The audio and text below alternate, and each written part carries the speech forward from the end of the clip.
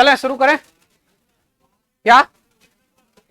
फिर देखो ये मत पूछो, ये नहीं पूछो, काहे कि देखो वो डिपेंड करता है कि किस तरह का क्वेश्चन है, कहां पर है, बच्चे को कितना बताना है क्वेश्चन, आप कितना बना के लाते, इस पर डिपेंड करता है। खाली थ्योरी पढ़ा करके निकल जाएंगे तो हो गया कहानी। नहीं समझे बात? इसको ध्यान रखते हुए अच्छे ढंग से प्रयास करना है कि सीखना है, इसलिए उस सब का टेंशन आप मत लीजिए।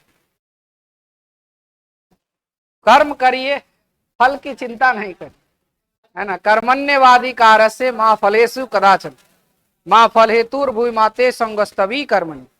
कर्म करने के अधिकारी आप हैं। आप इस टेंशन में बैठे रहिएगा कि 80 आएगा कि 90 आएगा, 80 आएगा कि 90 आएगा, तो बीचे में फंस जाइएगा 85 आ जाएगा। चलिए यहां लिखिए, केमिकल काइनेटिक्स, केमिकल काइनेटिक्स,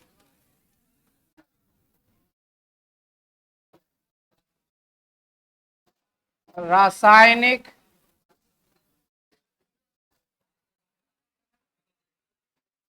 बल गतिक,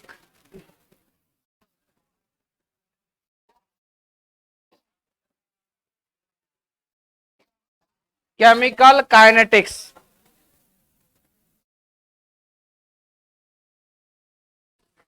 रासायनिक बल गतिक, बल गतिकी। सबसे पहले इसका डिफिनेशन लिखते हैं। केमिकल काइनेटिक्स किसको कहते हैं? सबसे पहले ये डिफाइन करते हैं। Chemical kinetics, chemical kinetics is the branch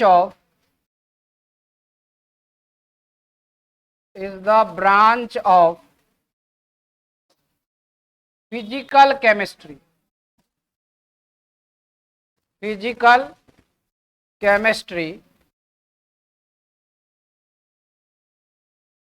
which deals with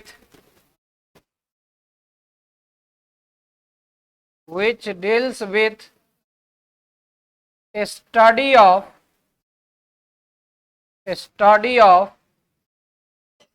rate of chemical reaction,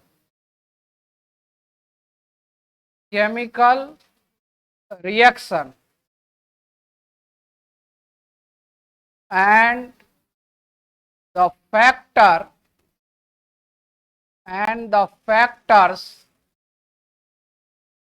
that affecting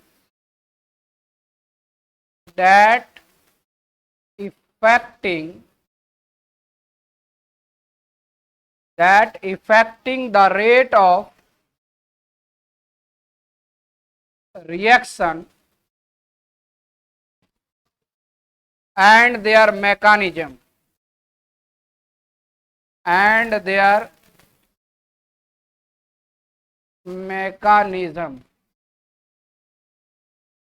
ये इस तरह से इसको परिभाषित कर सकते हैं।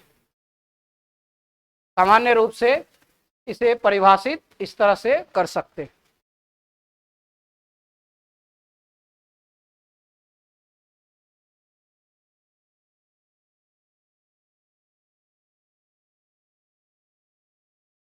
इसको हिंदी में लिखना होगा तो हम लोग इस तरह से लिखेंगे, रासायनिक बल गतिकी,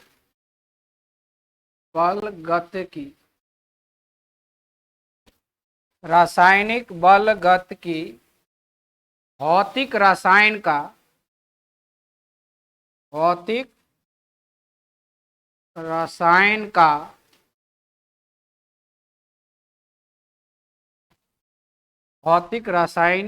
की वह शाखा है जिसके अंतर्गत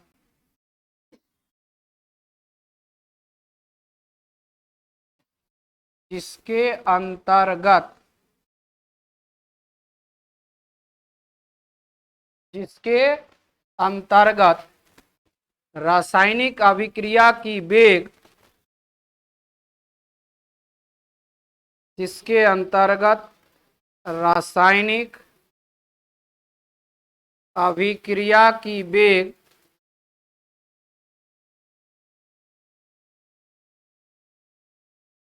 रासायनिक अभिक्रिया की वेग तथा उससे प्रभावित करने वाले तथा उसे प्रभावित किसे रासायनिक अभिक्रिया की वेग को तथा उसे प्रभावित करने वाले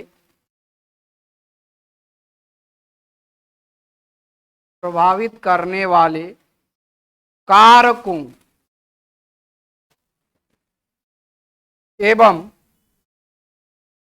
एवं उसके क्रियाविधि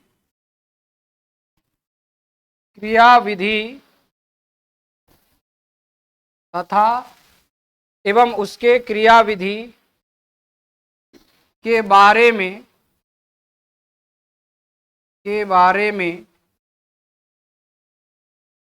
अध्ययन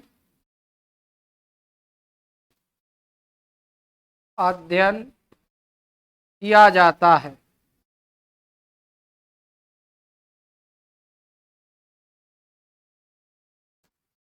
देखिए, यानी यहां पर जो आप देख रहे हैं वो तीन टर्म है। एक है रेट ऑफ केमिकल रिएक्शन, और रेट ऑफ केमिकल रिएक्शन को प्रभावित करने वाले कारक, ठीक है, और उसके मैकेनिज्म, इनके बारे में स्टडी हम करते हैं इस ब्रांच के अंतर्गत, यानी फिजिकल केमिस्ट्री के इस ब्रांच के अंतर्गत हम लोग स्टडी करते हैं रेट ऑफ रिएक्शन, उसको प्रभावित करने वाले कारक और उसके मैकेनिज्म के बारे में। ठीक है, तो सबसे पहले यहां पर आएगा कि रेट ऑफ केमिकल रिएक्शन क्या होता है। इसमें सबसे पहला रेट ऑफ केमिकल रिएक्शन, या सिंपली रेट ऑफ रिएक्शन भी इसको लिख सकते हैं, रेट ऑफ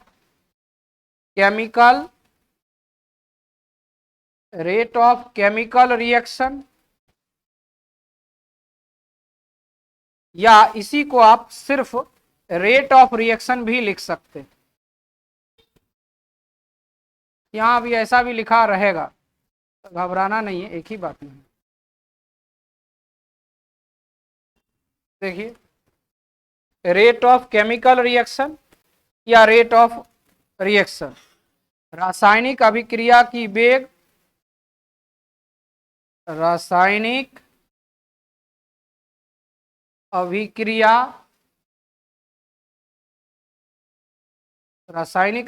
की वेग या दर भी, रेट को दर भी लिखते हैं, या फिर इसी को हम लोग ये भी लिख सकते हैं अभिक्रिया की वेग,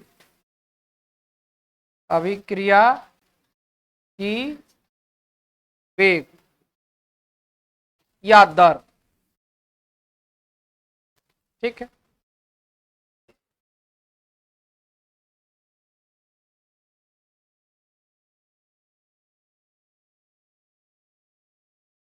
बढ़ाएं इसको ऊपर।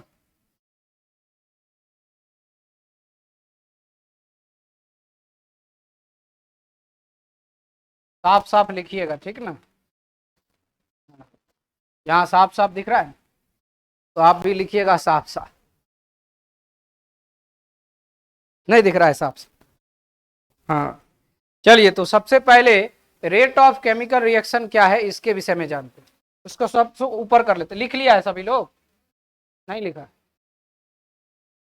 पीछे भी है, अभी लिखिए रहा है, लिखो।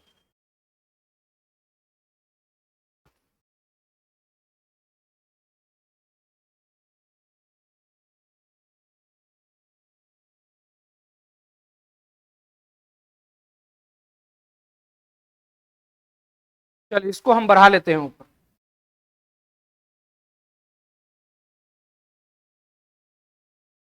हाँ इतना रहने देते हैं। देखो, रेट ऑफ केमिकल रिएक्शन, रासायनिक अभिक्रिया की वेग, ये क्या होता है? ये सिंपल हम इसको डिफाइन कर सकते हैं, the change in concentration per unit time. क्या कहलाता है? The change in concentration per unit time. अर्थात सिंपल भाषा में अगर हम बोलें तो ऐसा कह सकते हैं, सांद्रण में हुए परिवर्तन को, यानी इकाई समय में सांद्रण में हुए परिवर्तन को रासायनिक अभिक्रिया की वेग कहते हैं, या अभिक्रिया की वेग कहते हैं। The change in concentration per unit time, simple भाषा में देखिए लिख सकते हैं, the change in concentration,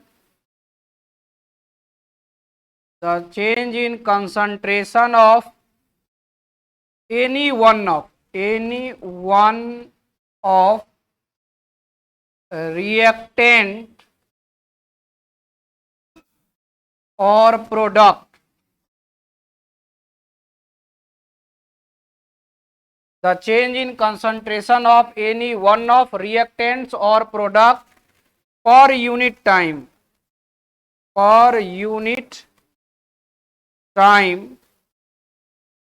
is called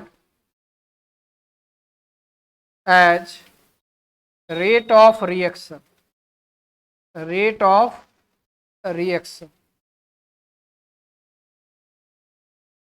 इसे ही हम लोग क्या बोलेंगे?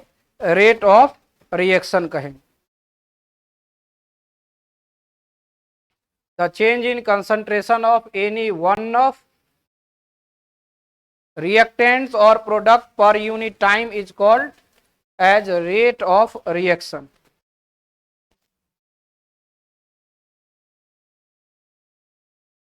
ठीक है, हिंदी में इसको लिखना है तो आप लिख सकते हैं, इकाई समय में, बोल दें इकाई समय में, चलो बोलते हैं, लिखो, इकाई समय में किसी एक अभिकारक या प्रतिफल, क्या लिखे? इकाई समय में लिखिए देते हैं, किस इकाई समय में किसी एक अभिकारक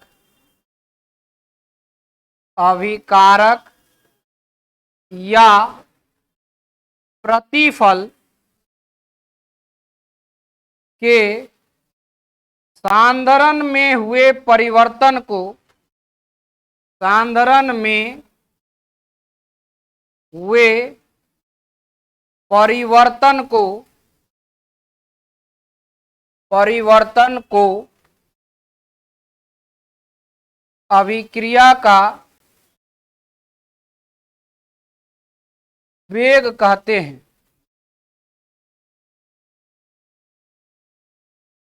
अभिक्रिया का वेग कहते हैं। ठीक है, इसको इस तरह से हम लोग लिख सकते हैं, रेट ऑफ रिएक्शन,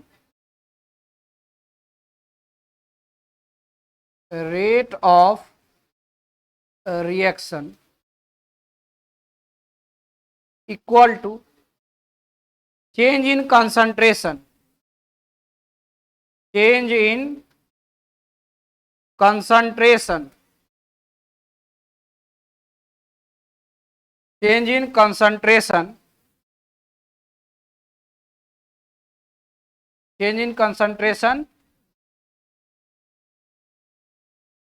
पर यूनिट टाइम, या टाइम टेकन, जितना समय में टाइम टेकन,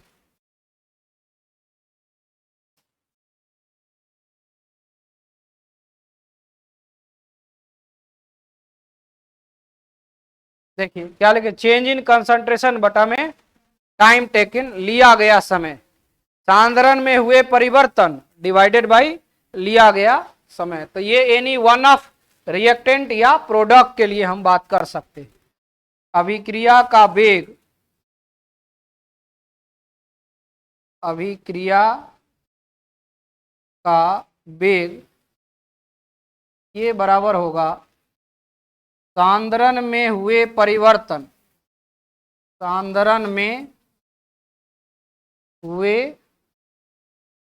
परिवर्तन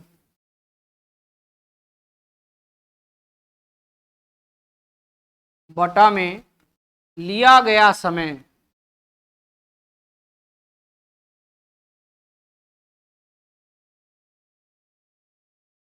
लिया गया समय। अभिक्रिया का वेग सांद्रण में हुए परिवर्तन बटा में लिया गया समय।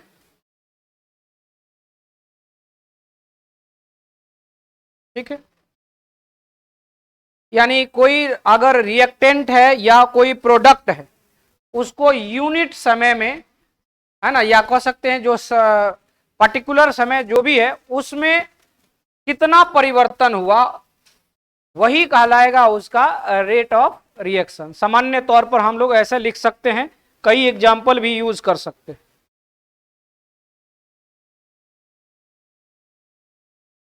अब रेट का डिवाइड करेंगे, वो कई प्रकार का होता है ना। तो ये हम लोग साधारण रूप से इस तरह से लिख सकते हैं। कुछ ऐसा भी है कि इसको और स्पेसिफिक बनाने के लिए कुछ उदाहरण का हम लोग इस्तेमाल कर सकते हैं।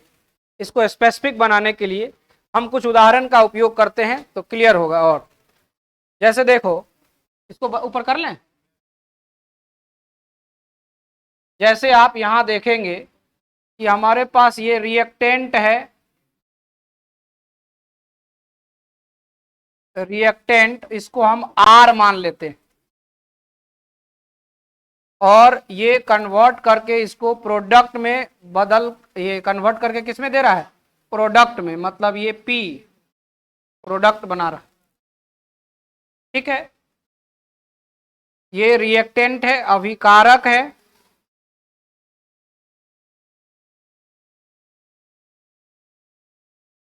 और यहां प्रतिफल या उत्पाद, प्रतिफल या इसी को आप क्या बोलते हैं, उत्पाद बोलते हैं।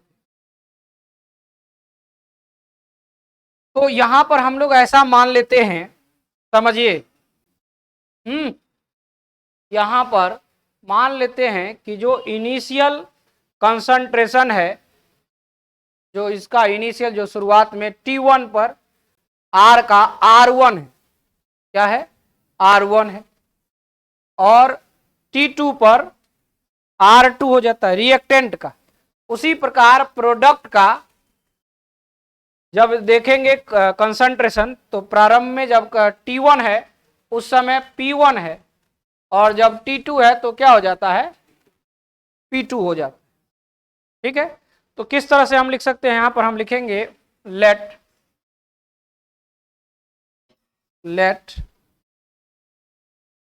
concentration of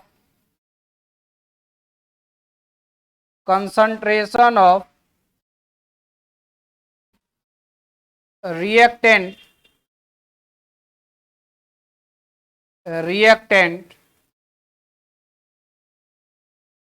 R and product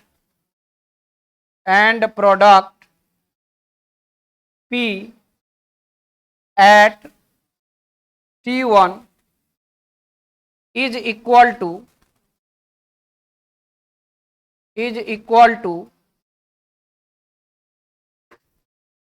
R1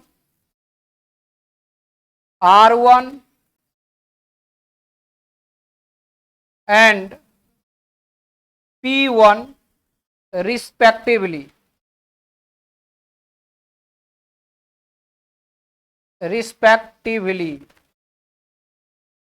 Let concentration of reactant and product at T1 is equal to R1 and P1 respectively.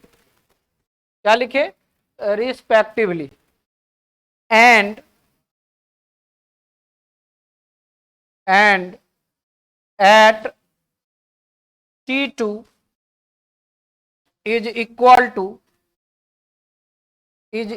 to R2 and P2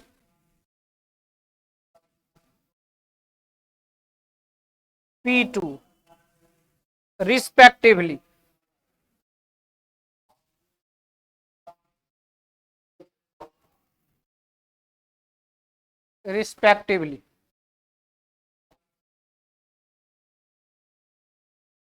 क्या लिखा? मान लिया कि रिएक्टेंट और प्रोडक्ट का T1 पर कंसंट्रेशन क्रमशः R1 और P1 है, R1 और P1 है। कब? जब T1 है, जब टाइम कितना है? T1 है उस समय। और दूसरा जो है उसमें भी हम लोगों ने माना है क्या कि जब टाइम T2 है तो उस समय रिएक्टेंट और प्रोडक्ट का जो कंसंट्रेशन है रिस्पेक्टिवली क्रमशः R2 और P2। ठीक है, तो इसको भी हिंदी में लिखना है। माना कि, चलो इसको बोलते, लिखो, माना कि, नहीं हुआ है, चलो लिखते हैं। तो जब तक तुम लोग लिखेगा तो हम लिख देंगे। माना कि अभिकारक एवं प्रतिफल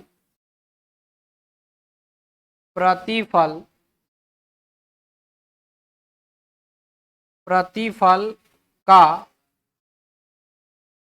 T1 पर सांद्रण क्रमशः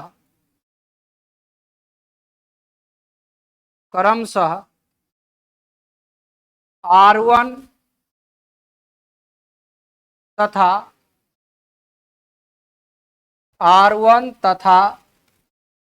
P1 है।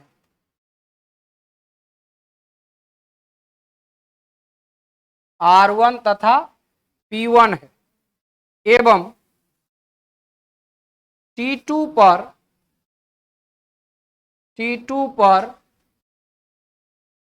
सांद्रण क्रमशः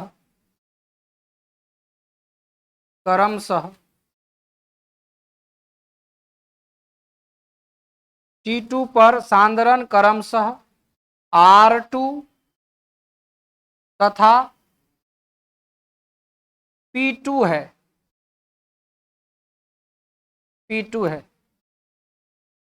ठीक है, इस तरह से ये हम लोगों ने कुछ बिंदु को यहां मान लिया। और जैसे ही आप इसको माने हैं तो देखिए एक बात स्पष्ट हो गया। क्या स्पष्ट हो गया? कि जब T1 है फॉर रिएक्टेंट, इस साइड में लिखते हैं for reactant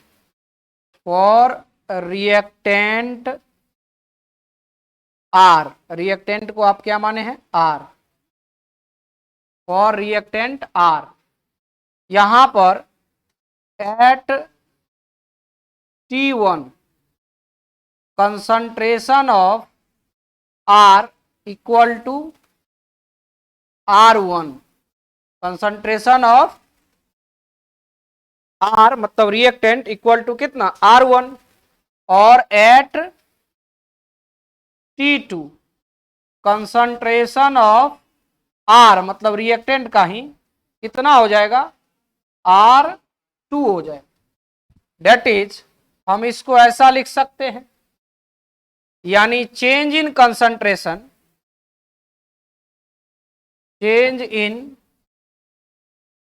concentration of reactant equal to क्या आ जाएगा? ये हो जाएगा R2 माइनस R1 होगा। अर्थात डेल्टा आर बराबर कितना हो जाएगा, कंसंट्रेशन ऑफ R1, ये देखिए concentration of R eight T1 यानी R2 माइनस ये क्या होगा R1, और टाइम टेकन जो हो गया यानी डेल्टा टी कितना हो जाएगा T2 माइनस T1, यही ना होगा। स्लाइड बढ़ा दें ऊपर, क्या स्लाइड को ऊपर बढ़ा लेते हैं।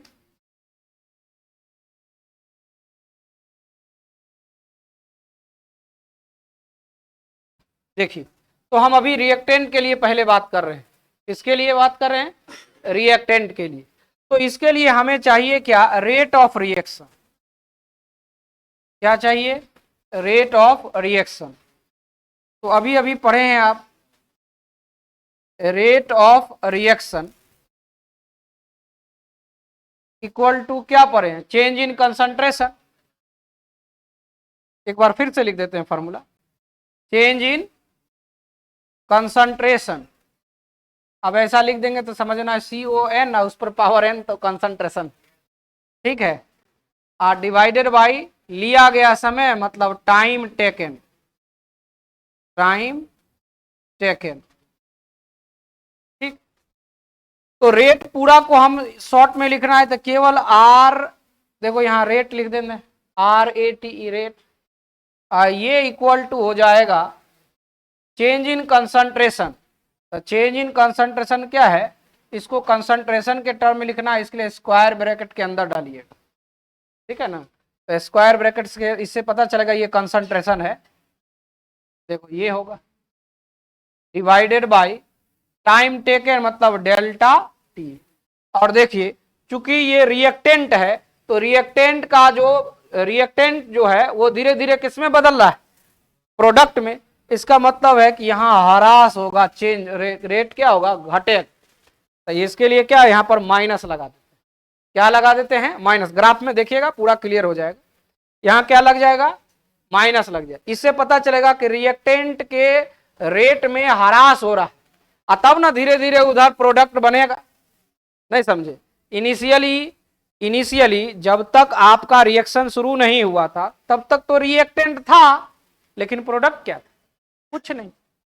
अब कुछ समय के बाद धीरे धीरे प्रोडक्ट में जब वो बदलना शुरू होता है तो कुछ पर्टिकुलर समय लेते हैं, तो उसमें जाकर के प्रोडक्ट में बदलता है कि नहीं।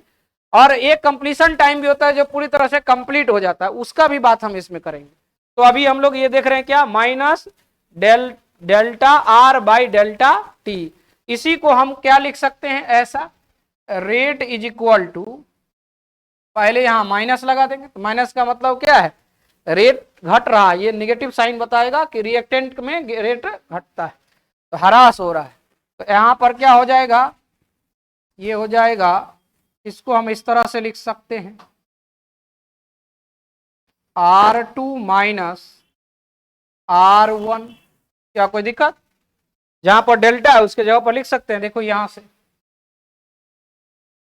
नहीं लिख सकते, डिवाइडेड बाई टाइम टेकन मतलब T2 माइनस T1, यही ना होगी।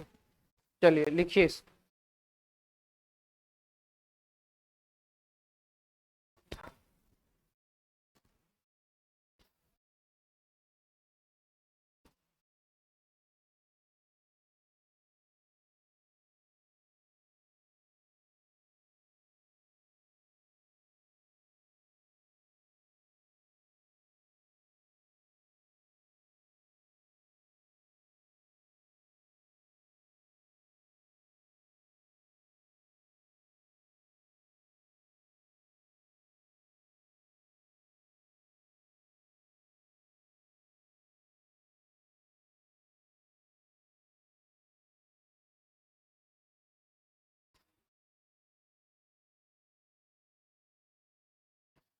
एक्सपेरिमेंट करते रहती हो ना आगे कलम को रखने के लिए एक्सपेरिमेंट करती है।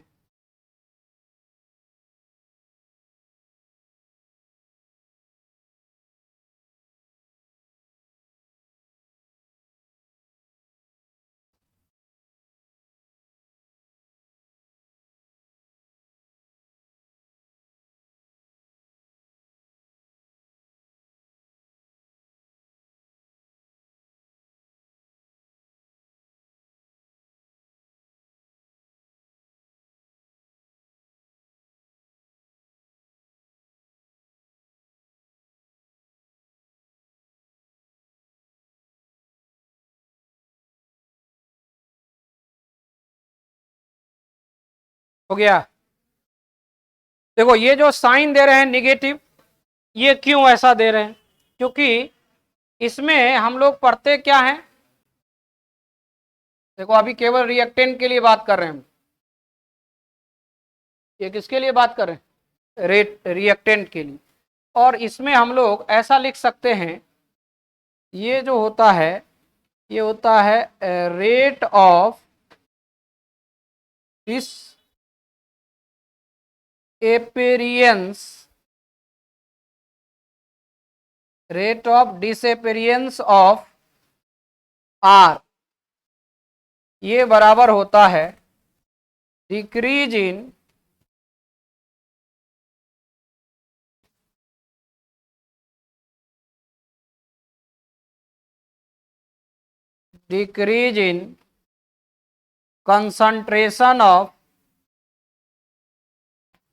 concentration of R by time taken। Reactant के लिए लिख रहे हैं, आर है, rate of disappearance of R equal to decrease in concentration of reactant by time taken. और इसी वजह से देख रहे हो ना, ये डिक्रीज होता है, ह्रास होता है, यानी अभिकारक के सांद्रण में हुए ह्रास डिवाइडेड बाय लिया गया समय। और ये लिखे rate of disappearance of are, अभिकारक के वेग में हुए ह्रास। ये वेग में क्या होता है? ह्रास होता है। डिसएपेरियंस का मतलब होता है ह्रास, और एपेरियंस का मतलब होता है वृद्धि। तो प्रोडक्ट में जैसे ही करेंगे तो उसमें वृद्धि हो जाएगी। अब इसको हिंदी में यहां पर लिख सकते हो, इसको बढ़ाएं, इसका अर्थ अगर लिखें तो हम ऐसा लिख सकते हैं, क्या लिखेंगे? अभिकारक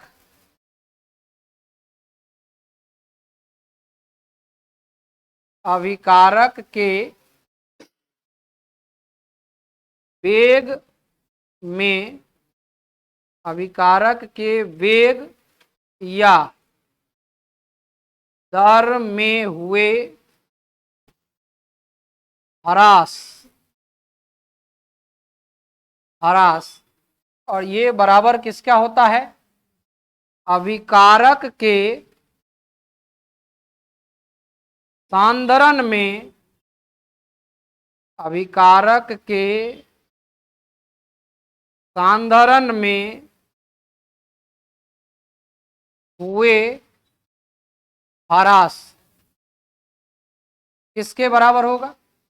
अभिकारक के सांद्रण में हुए ह्रास और डिवाइडेड बाय टाइम टेकन, लिया गया समय, लिया गया समय, डिवाइडेड बाय टाइम टेकन, लिया गया समय, जो कि आप ऊपर आपने दिखा दिया। अब इसका ग्राफ देखते हैं, किस प्रकार का इसका ग्राफ होगा।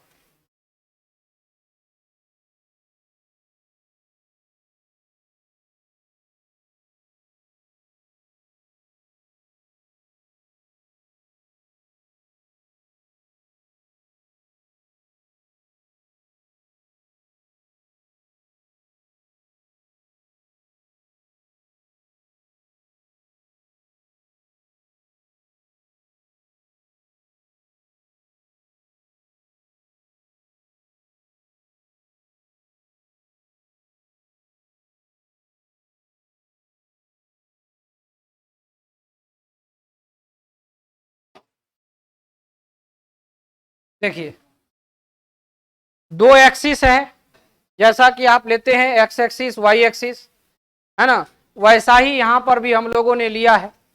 ये जो ग्राफ ये जो बताता है, ये अलोंग वाई एक्सिस जो आप देख रहे हैं, ये कंसंट्रेशन ऑफ, इसको यहां लिख देंगे, ये बताता है concentration of R. Concentration of R मतलब रिएक्टेंट का, ये जो आप देख रहे हैं एक्सिस रिएक्टेंट को बताता है, और ये जो है टाइम टेकन बताता, टाइम को बताता, लिया गया समय। ठीक है। तो जब आपका काम शुरू नहीं हुआ था, जब काम आपका शुरू नहीं हुआ था, उस समय इसका इनिशियल कंसंट्रेशन होगा, कुछ ना कुछ तो होगा, और धीरे धीरे ये क्या है, डिक्रीजिंग फंक्शन होगा, डिक्रीजिंग ग्राफ होगा। तो ये जो है धीरे धीरे धीरे धीरे ह्रास होने लगा। ठीक है, यहां पर इसका इनिशियल कंसंट्रेशन होगा, प्रारंभिक जो पूरा पूरा रहता है उसको हम आर नॉट लिख देते हैं जब टाइम जीरो, हालांकि टाइम जीरो होता नहीं है, लेकिन हम लोग यहाँ क्या ले रहे हैं, एक्सिस ले रहे हैं, तो इस एक्सिस पर टाइम का क्या होगा, जीरो होगा। मैथ का विद्यार्थी तो आता ही है सब, नहीं तो यहाँ क्या ले, इनिशियल जब शुरुआत हुआ था तो इधर आपका रिएक्टेंट तो था, प्रोडक्ट जीरो था, प्रोडक्ट बना कहाँ। अब क्या कर रहे हैं कि हम यहां पर ऐसा चाह रहे हैं कि कोई पार्टिकुलर समय में, कोई पार्टिकुलर समय में जब हम टाइम t1 देखते, देखिए इस पॉइंट पर देखना चाहते हैं, ये देखिए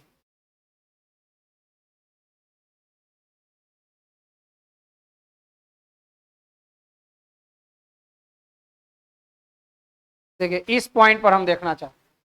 यहां टाइम हम मान लेते हैं ये t1 है, टाइम क्या मान लिए हम, t1। तो उस समय यहां पर हमारे पास जो कंसंट्रेशन था वो कितना, तो इस पॉइंट पर मिलेगा, और इस कंसंट्रेशन को हम लोग R1 माने हुए, R1 माने है कि नहीं। ठीक है, अब जैसे जैसे और समय बढ़ेगा तो समय बढ़ेगा तो इधर बढ़ेगा, लेकिन कंसंट्रेशन नीचे की तरफ आ रहा है, इसका मतलब घट रहा है। तो अगर मान लीजिए कि इस बिंदु पर देखते हैं, ये हमारे पास समय हुआ, यहां पर आकर के देखिए, ये यहां पर आया, तो जैसे ही यहां पर समय आपके पास आएगा तो ये समय कितना आ जाएगा, t2। और जब t2 आया है तो t2 पर कंसंट्रेशन देखो मिलेगा किस एक्सिस, वाई एक्सिस वाले पर, यही ना मिलेगा। और इसको हम लोग क्या बोलते हैं यहां, R2। ठीक है, तो यहां इसमें इस पीरियड में जो रेट हमें मिला है, ये जो इस पीरियड में रेट मिला है, ये एवरेज रेट होता है। क्या मिला है, एवरेज रेट, रेट मिला, लेकिन इस रेट को क्या बोलते हैं, एवरेज रेट। और यही वैल्यू आप लिखते हैं माइनस, माइनस क्योंकि घट रहा है, देखिएगा तो वैल्यू, तो ये आ जाएगा क्या, R2 minus R1 divided by जो टाइम होगा t2 माइनस t1, यानी यही वैल्यू को हम लिखेंगे minus delta R by delta T. देखो यहां से यहां तक का ये क्या हो जाएगा, डेल्टा टी हो जाएगा, यही ना होगा। और ये जो आप देख रहे हैं इसमें जो आपके पास आएगा ये डेल्टा आर होगा, थोड़ा सा जगह कम है इसे लिख देते हैं, आर हो जाएगा। तो ये कहलाएगा क्या, एवरेज रेट। कैसा रेट कहलाएगा, एवरेज रेट। लेकिन अगर किसी बिंदु पर अगर खींचना हो, जैसे कि यहां पर एक स्पर्श रेखा खींच दीजिए, जैसे इस बिंदु से किसी पार्टिकुलर क्षण में आपको निकालना, देखिए जहां पर ये कोई एक पॉइंट पर टच करेगा, टच कर दिया। अब यहां पर हम चाहते हैं ये जो बिंदु मिला है, ये जो आप देख रहे हैं, इस थोड़ा सा कलर अलग लिखते हैं, यानी ये जो है इस पार्टिकुलर यहां से इस पर आ रहा है, ये पार्टिकुलर टाइम टी है, और इस पर आपसे निकालना चाह रहे हैं कि क्या रेट होगा, तो ये रेट कहलाएगा इंस्टेंटेनियस रेट। क्या कहलाएगा, इंस्टेंटेनियस रेट कहलाएगा। और इसको हम आर इंस्टेंट लिखते हैं, क्या लिखते हैं, आर इंस्टेंट। किसी पार्टिकुलर क्षण या पार्टिकुलर कह सकते हैं समय में जो यहां पर ज्ञात होगा उसी को बोलेंगे क्या, इंस्टेंटेनियस रेट। और ये कैसे कैलकुलेट होगा,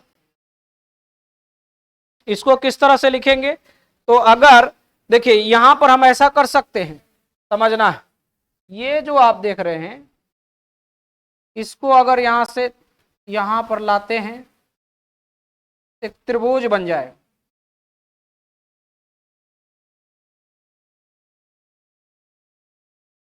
अब इस त्रिभुज को यहां से मिला देते हैं, ये इसको यहां से मिला देते हैं इस पर।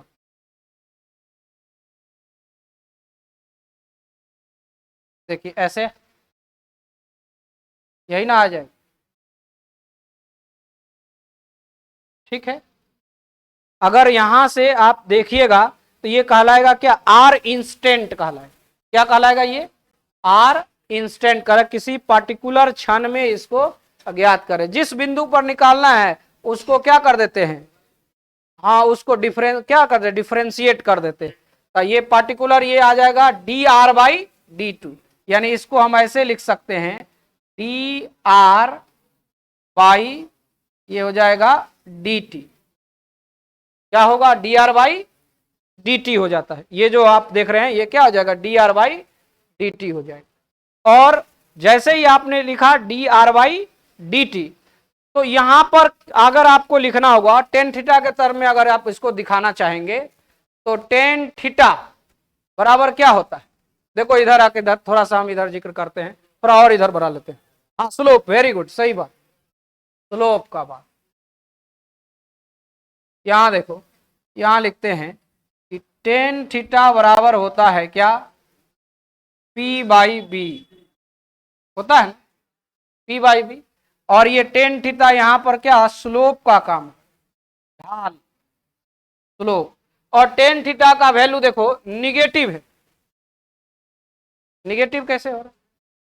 अगर इस पर देखो, यहां पर ये जो आप देख रहे हैं, तो ये थीटा किस कोऑर्डिनेट में,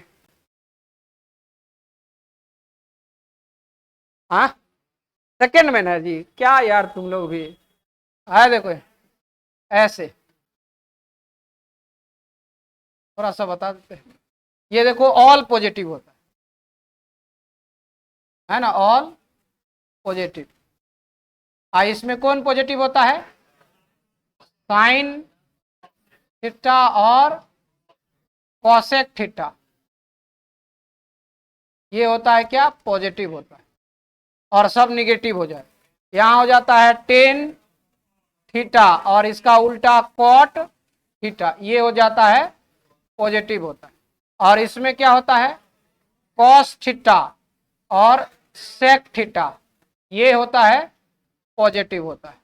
तो देखो अभी क्या देख रहे हैं कि ये इस पॉइंट पर है, यहां पर है कि नहीं थीटा। अगर ये जो थीटा देखो यहां से एक्स एक्सिस के अलोंग देखते हैं, ये अगर एक्स एक्सिस है तो ये हमारा टेंजेंट है, तो यहां पर देखना होगा, यही ना।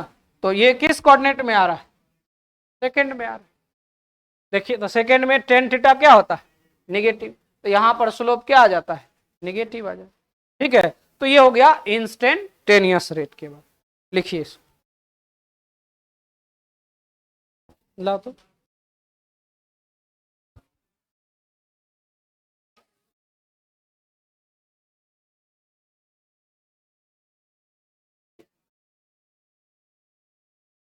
क्या हो, साफ साफ लिखिएगा, थोड़ा सा बड़ा बने वो ठीक है।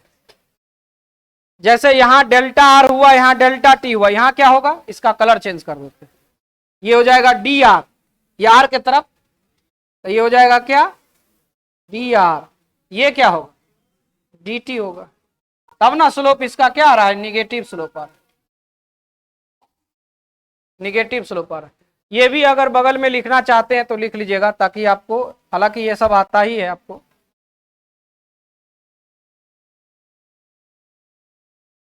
अब ये एक ग्राफ खींचिए, दूसरा ग्राफ भी खींचना है प्रोडक्ट के लिए।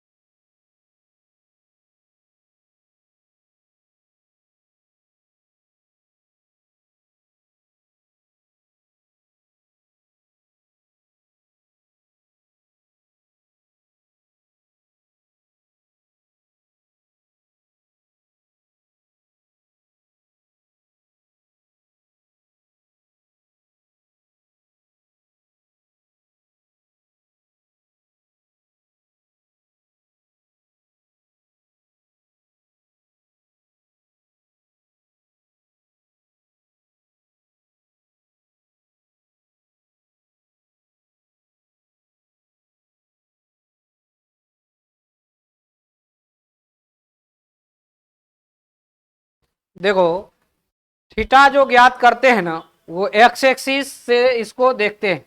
तो जैसे ही इसको आगे बढ़ाओगे इसको ऐसे यहाँ खींचोगे तो देखो ये फर्स्ट, ये सेकेंड, ये थर्ड, ये फोर्थ, तो सेकेंड में नहीं आए।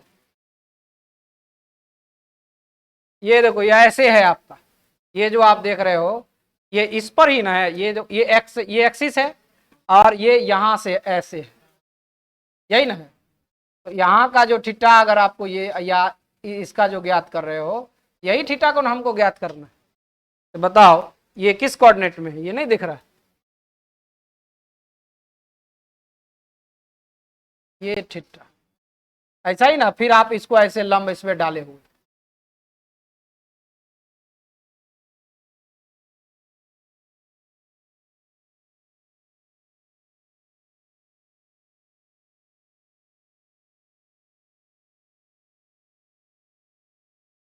हाँ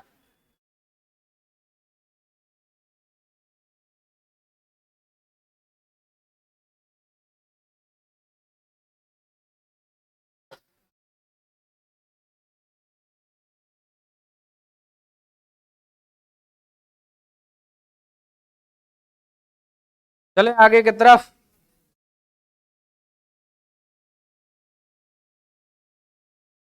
जितना बात रिएक्टेंट के लिए लिखे हैं उतना ही प्रोडक्ट के लिए भी है।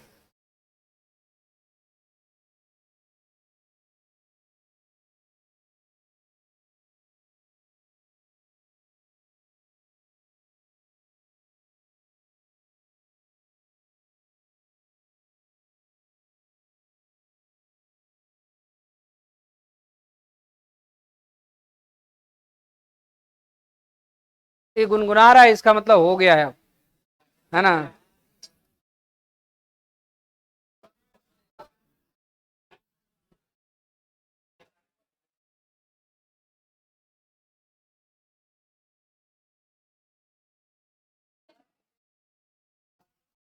उसको नहीं लिखना है, उसको लिखा भी है तो चलेगा, नहीं भी लिखा है तब भी चलेगा, वो तो बस समझाने के लिए हम लाए। यहां आप लिखेंगे फॉर प्रोडक्ट,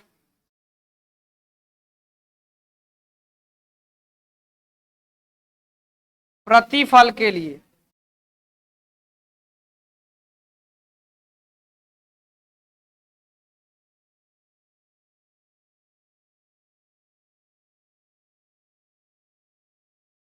देखिए किसके लिए बात करना है, प्रतिफल के लिए। तो प्रतिफल के लिए लिखना होगा तो हम rate of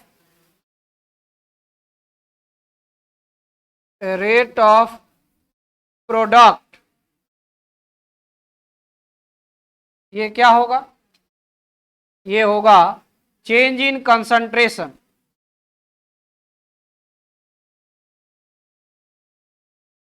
change in concentration of product अब बटा में लिया गया समय,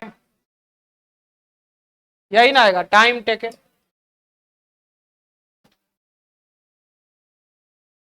देखो यहाँ देखो अभी लिखना, यहां पर हम लोग क्या माने हुए हैं, हम लोग माने हैं कि T1 at T1 concentration of product P equal to P1, ये माने हैं। और एट T2 ये क्या माने हैं, कंसंट्रेशन ऑफ प्रोडक्ट ये P2 माने। इसका मतलब है कि अगर चेंज इन प्रोडक्ट लिखेंगे, चेंज इन प्रोडक्ट, तो ये क्या आएगा, P2 माइनस P1। और डेल्टा टी लिखना होगा चेंज इन टाइम, तो ये क्या होगा, T2 माइनस T1, क्या आएगा, T2 माइनस T1। और उसके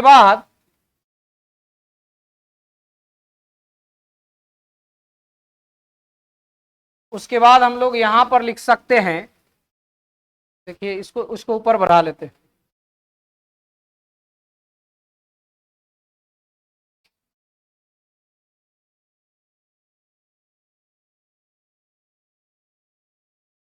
देखिए यहां से रेट लिखना होगा, रेट ऑफ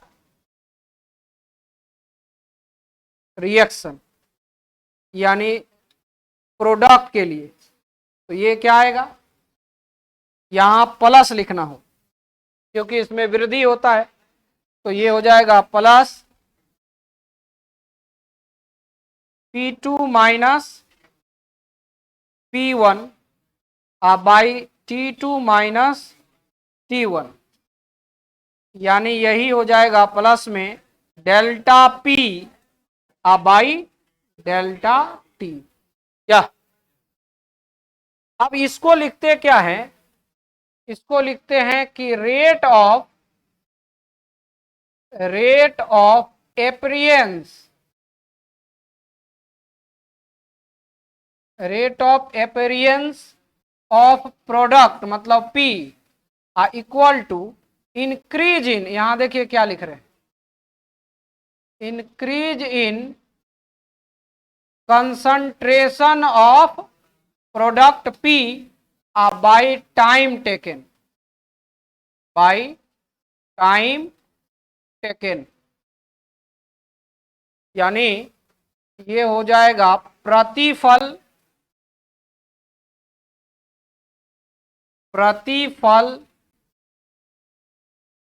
के वेग में हुए ह्रास, वेग में हुए हुए वृद्धि ना, हाँ यहां वृद्धि होगा, वृद्धि ये बराबर होता है प्रतिफल के आंदोलन में हुए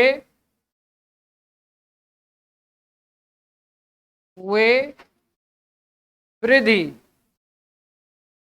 अब बटा में लिया गया समय,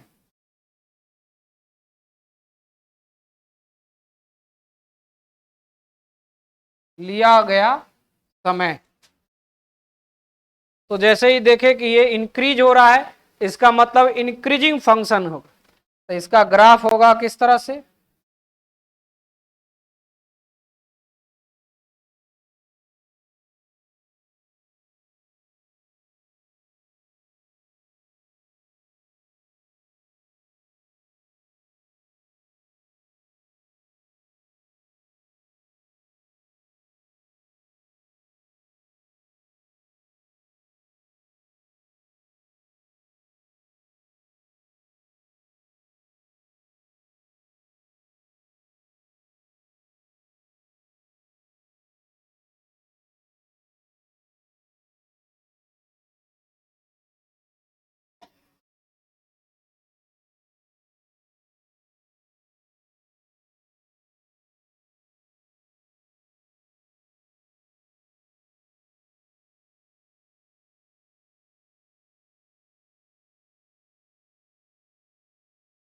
देखिए ये इस तरह से होगा,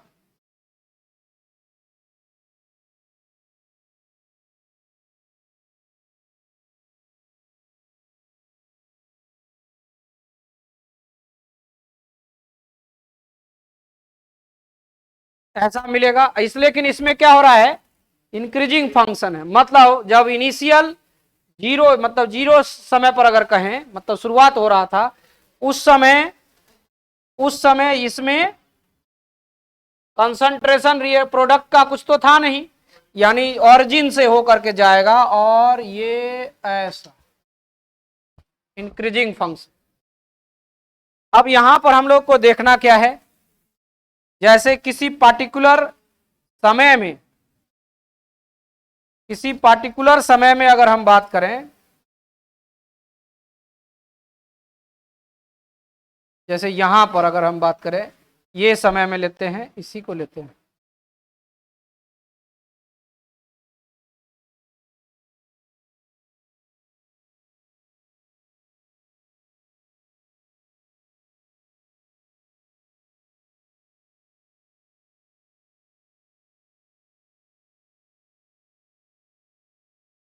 देखिए यहां पर मिल रहा है, तो ये टाइम क्या मिलेगा यहां पर, टाइम अगर इसमें देखेंगे तो टाइम यहां पर ये T1 मिलेगा, ये टाइम का है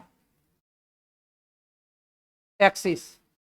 और ये जो आप देख रहे हैं ये किसको बताता है, ये बताता है कंसंट्रेशन ऑफ प्रोडक्ट को, ये कंसंट्रेशन ऑफ प्रोडक्ट को। तो देख रहे हैं कि जैसे ही आप T1 समय पर देख रहे हैं, T1 पर, T1 पर यहां पर कंसंट्रेशन मिलेगा। तो ये जो कंसंट्रेशन है ये यहां क्या है, P1 है, P1 है, कितना है, P1।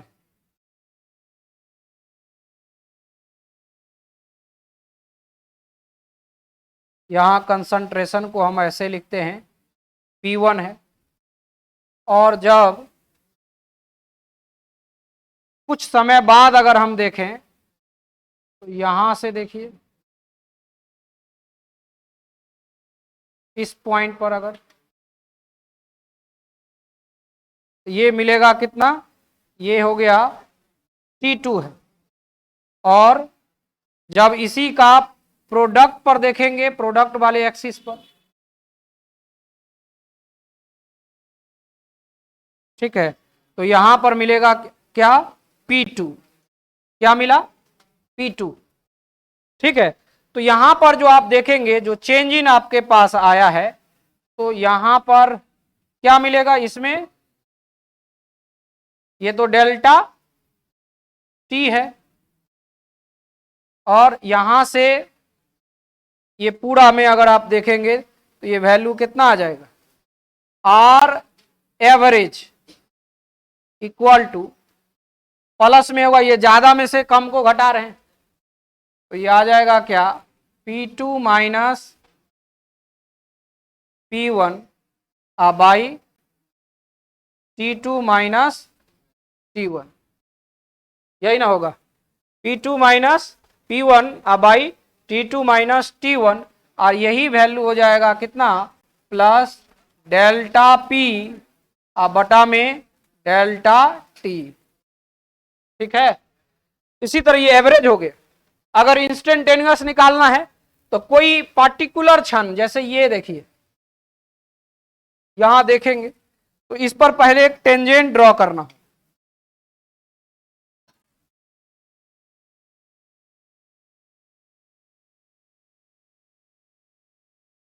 टेंजेंट। और यहां से देखना है कि इसको डायरेक्ट कहां जोड़ना है, ये देखिए किस एक्सिस पर आ गया, ये देखिए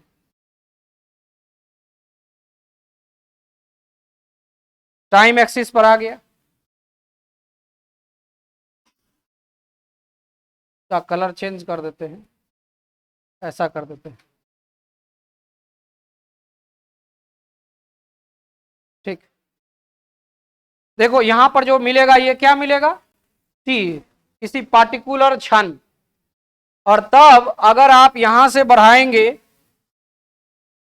देखो इसको यहां बढ़ा लेते हैं, यहां से परपेंडिकुलर डाल देते हैं, यहां से इस पर परपेंडिकुलर 90 डिग्री, तो यहां से देखो ये थीटा मिल जाएगा,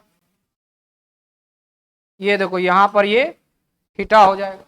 और तब आप यहां पर ये आर इंस्टेंट निकालेंगे तो ये क्या हो जाएगा, आर इंस्टेंट ये प्लस हो जाएगा डीपी बाई डी टी, क्या आएगा, डीपी बाई डी टी। और यहां पर पॉजिटिव स्लोप होगा, स्लोप क्या होगा, पॉजिटिव। टेन थीटा का वैल्यू यहां देखिए किस फर्स्ट कोऑर्डिनेट में आ रहा है कि नहीं, कैसे, तो इसको आगे बढ़ाएंगे और यहां पर परपेंडिकुलर देखेंगे तो ये हो जाएगा फोर्थ, इधर से ये हो जाएगा थर्ड, ये हो जाएगा सेकेंड। अब ये फर्स्ट में आ रहा है ना, आप यहां पर चेक करके देख सकते हैं, ये ऐसा है या ऐसा बनाए हैं आप, ये थीटा नहीं है, तो इसका मतलब स्लोप क्या हो रहा है, यहां पर पॉजिटिव आ, ऑल पॉजिटिव। फर्स्ट में क्या होता है, ऑल पॉजिटिव। क्लियर है, चलिए बना लीजिए। अब अगले क्लास में बताएंगे एवरेज रेट किसको कहते हैं और इंस्टेंटेनियस रेट किसको कहते हैं। अभी है टाइम, आधा घंटा है ना। अच्छा क्लास है तो जाओ, 11 बजे तक क्लास है थल लुक कर सर।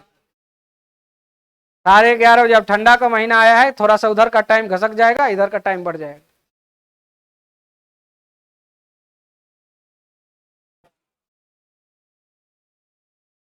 जल्दी जल्दी के चक्कर में रहेगा तो बस गड़बड़ हो जाएगा, इसलिए आराम से उसको लिखने दीजिए, आराम से उसको समझाने दीजिए। अब ये कमजोर विद्यार्थी को भी समझ में आ जाए, इतना स्लो पढ़ा रहे। नहीं हो रहा है तो कल्याण हो। परिभाषा अब क्या है, एवरेज किसको बोलते हैं और इंस्टेंटेनियस किसको बोलते हैं? तो सीधी सी बात है, जो कोई पर्टिकुलर बड़े टाइम इंटरवल में जिसको ज्ञात कर रहे हैं वो एवरेज हो रहा है, कोई एक पर्टिकुलर इंस्टेंट में ज्ञात कर रहे हैं वो क्या हो जा रहा है, इंस्टेंटेनियस हो रहा है। तो परिभाषा उसी को तो लैंग्वेज में लिखना है।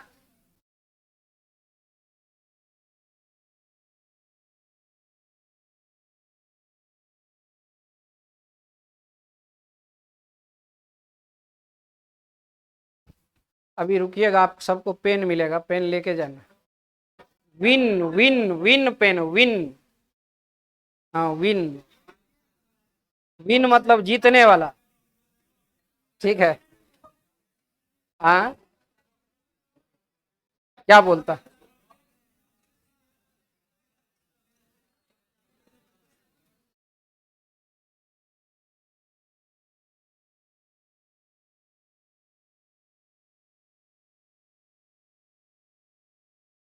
इतना ही रहने देते हैं आज, अगले दिन एवरेज और इंस्टेंटेनियस का डिफिनेशन लिखाएंगे।